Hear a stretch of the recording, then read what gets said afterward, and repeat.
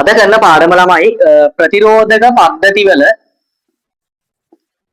අපිට එනවා ප්‍රතිරෝධක පද්ධති වල ඔයාලා දන්න විදිහට 10 ශ්‍රේණියේ තියෙනවා සමක ප්‍රතිරෝධය කියලා පොඩි මාතෘකාවක්. හරිද? ඔය සමක ප්‍රතිරෝධය හොයන්න දැන් අනිවාර්යෙන් ඕක සාමාන්‍යයෙන් ඕල් ලෙවල් වල සාමාන්‍ය MCQ එකක් හෝ දෙකක් අනිවාර්යෙන් එනවම තමයි. මම මේ කියන්නේ MCQ එක දැන් අපිට සාමාන්‍යයෙන් පැයකදී ප්‍රශ්න 40ක් කරගන්න ඉපේ. ඉතින් අපිට කාලය ඉතා වැදගත්. හරිද? මම මේ කියලා දෙන කෙටි ක්‍රමය බලන්න ඕගලන්ට උපකාරී වෙයිද නැද්ද කියලා. හරිද? ඉතින් අපි උදාහරණයක් විදිහට ගත්තොත් ප්‍රතිරෝධක පද්ධති ආකාර දෙකක් තියෙනවා.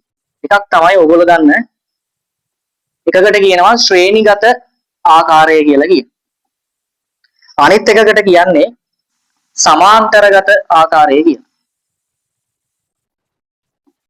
ශ්‍රේණිගත ආකාරයයි සමාන්තරගත ආකාරය කියලා ආකාර දෙකක් තියෙනවා. හරිද? හරි. උදාහරණයක් විදිහට අපි මෙහෙම බලමු. ශ්‍රේණිගත ආකාරයේ සාමාන්‍යයෙන් ප්‍රතිරෝධකයක සංකේතය මේ වගේ. ඒ කියන්නේ අර එන විද්‍යුත් ධාරාව නිකන් යන පාදාව මේ පාරට නිකන් බාධාවක් සිදු කළා වගේ. හරි අමාරුවෙන් යනවා වගේ පේ. ඔන්න ඒ විදිහට තමයි සාමාන්‍යයෙන් ශ්‍රේණිගත ආකාරයක් අපිට මේ බලා ගන්න පුළුවන්. සමාන්තරගත ආකාරය වෙන්නේ සාමාන්‍යයෙන් මෙන්න මේ වගේ හැඩයක් තියෙනවා. මම කියන්නම් ඔය දෙක වෙනස් වෙන හේතුව. මේ වගේ හැඩයක් තමයි සමාන්තරගත ආකාරය අපිට දැක ගන්න පුළුවන්. හරිද? අපි මෙහෙම හිතමු. දැන් හිතන්න මොකක් හරි ලක්ෂ දෙකක්. ඒගොල්ලෝ අපිට දෙනවා A B හරි මොකක් හරි අකුරු දෙකක් දාලා ලක්ෂ දෙකක් දෙනවා. ඒ දෙක දීලිවර වෙලා ඒගොල්ලෝ දෙනවා දැන් මෙහෙම හිතන්න ශ්‍රේණිගත ආකාරයක් ලේසියෙන් හඳුනා ගන්න පුළුවන් මෙන්න මෙහෙම. මේවා මේ බැටරි සම්බන්ධ කරලා තියෙන පොඩි පරිපත. ඉතින් මේවා හරහා ගලාගෙන යනවා මොනවද? ධාරාව ගලාගෙන යනවා. අර කියපු සම්පූර්ණ ධාරාව යනවා නම් ඒක ශ්‍රේණිගතයි. ඉතින් උදාහරණයක් විදිහට මෙතනින් ලේසිම එක තමයි ශ්‍රේණිගත ආකාරය. දැන් උදාහරණයක් විදිහට අපි හිතුවොත් ශ්‍රේණිගත ආකාරයේ අපි හිතමු ඕම් 2යි. ඕම් 3යි. ඊට පස්සේ ඕම් 5යි. ඔය විදිහට හිතුවොත් මේක හරිම සරලයි. මොකද මේ යන ධාරාව මේ බාධාවන් තුනම පහු කරන්න ඕන. නැත්නම් ය아가න්න බෑ. මෙහෙම හිතමු.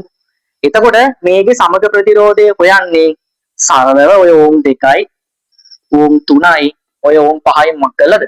එකට එකතු කරලා බාධා තුනම පහු කරගෙන යන්න ඕන. එතකොට සාමාන්‍ය විදිහට 2යි 3යි 5යි 5යි 5යි 10යි. අපිට පුළුවන් සමග ප්‍රතිරෝධය ඕම් කීයක් කියලා ගන්න?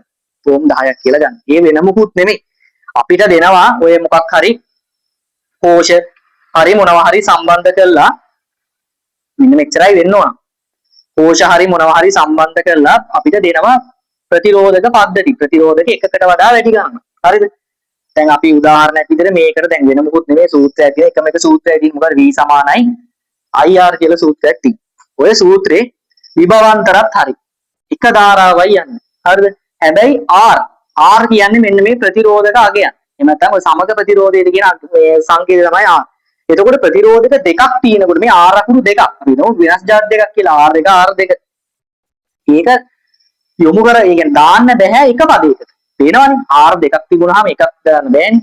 ඉතින් R එකවත් R දෙකවත් දාන්න බෑ මෙතෙන්ට. එතකොට ඒක එකතුවක් තමයි මේ R විදිහට මෙතෙන්ට ගන්න ඕනේ. ඒක තමයි සරලම සමග ප්‍රතිරෝධය කියලා කියන්නේ. ඉතින් ශ්‍රේණිගත තිබ්බොත් අග්ගාල මේ දෙක එකතු කරලා මෙතෙන්ට දාන්න. බලමු සමාන්තරගතව තිබුණොත් කොහොමද ගන්න කියලා.